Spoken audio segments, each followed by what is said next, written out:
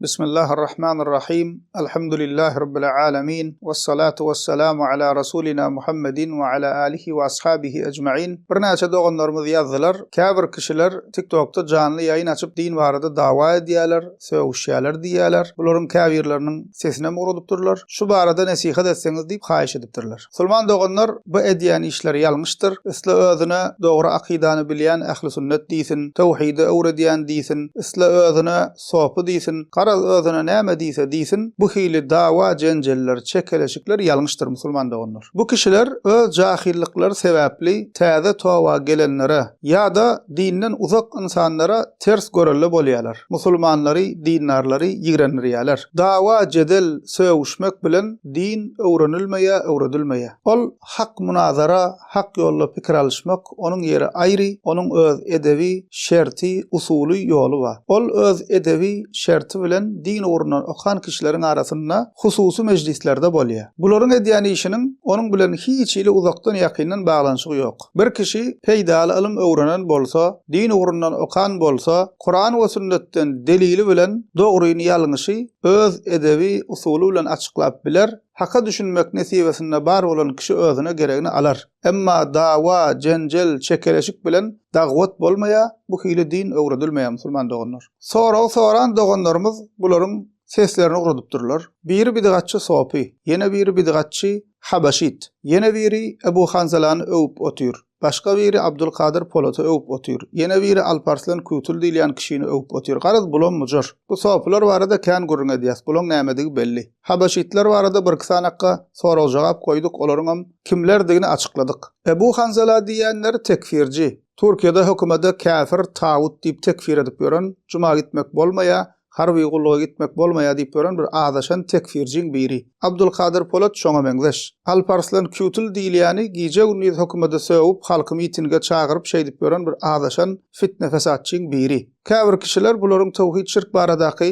wagzlaryny dinleýärlerde tutuşly onaşlaryň alyp barýan ýoly dogrymy-ka, menheşleri dogrymy-ka, akydalar dolulygyny gowmy-ka diýip bilmän, bularyň geplerine gulak asyp ýörler. Garaz doganlar bu kişiler hakyň ýerinde bolsalar, dogry akydaly alimlaryň, talipleriň wagzyny dinlesinler, anamdar ähli sünnet alimlaryň kitaplaryny okasynlar, bu dawa jenjellerden tawba etsinler. Bu hili dawa jenjelleriň musulmanlara islama zerre ýalak peýdasy ýok, beter ziyany bar. Bu mesele değişli, möhüm zat, musulman doganlar, önkü döwürde bolşýaly, şu döwürde de musulman sırap ýören munafyklar ba, durly sektantlar ba. Olar musulman doganlar şu hili dawalara goşulyp, iki tarapy biri-birine gizjelep, beter şoňa meňzeş dawalary öjükdirýärler, ululdyýarlar. Ol munafyklar bidgatçy Sopiň ýanyna baryp sopy sıraya, Sünniň ýanyna baryp sünni sıraya, tekfirjiň ýanyna baryp tekfirji sıraya, şeýdip musulmanlar biri-birini öjükdirýärler. Onsoň şol dawa jedele gyzyp ýörenler şolaryň tuzagyna düşýärler. Netijede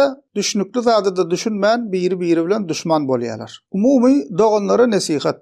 İnternetde bolsun, başga ýerde bolsun şu hili dawa jenjelli ýerlere barmaň, dinlemäň, goşulmaň. Hatda musulman doganlar canly ýaýyna goşulmaga däl tesvirde de tartyşmaň. Din öwrenjekmi? Peýdaly wagtlar kän, peýdaly kitaplar kän. Al oku, dinle, öwren. Dawa da gerek däl, galmagalym gerek däl. Meni ýakyndan bilýän doganlarymyz şaýatdyr. Hemişe nesihatymyz şu: internetde eger iş sebäpli, okuw sebäpli, dawat sebäpli işiň bolmasa, sagatlap internetde wagt geçirmekliň özü dogry däl. Musulman doganlarymyza Allah Taalaň razyligi üçin nesihat. Bu dawalardan uzak durun, bu hili dawa edýän kişilerden uzak durun, bu hili dawalaryň garasyny görünmäň. İslam dini kıyın däl, İslam dini çylşyrymly däl, İslam dini bulaşyk däl. Tawhid belli, şirk belli, farz belli, sünnet belli, bid'at belli, halal belli, haram belli. Esasy zat islamy durs ähli sünnet musulmanlardan öwrenmeli. Islamy Kur'an we sünnet selef salihinden delil esasynda öwrenmeli. Dogry ýerden dogry öwrenseň hiç ile düşnüksiz mesele ýok.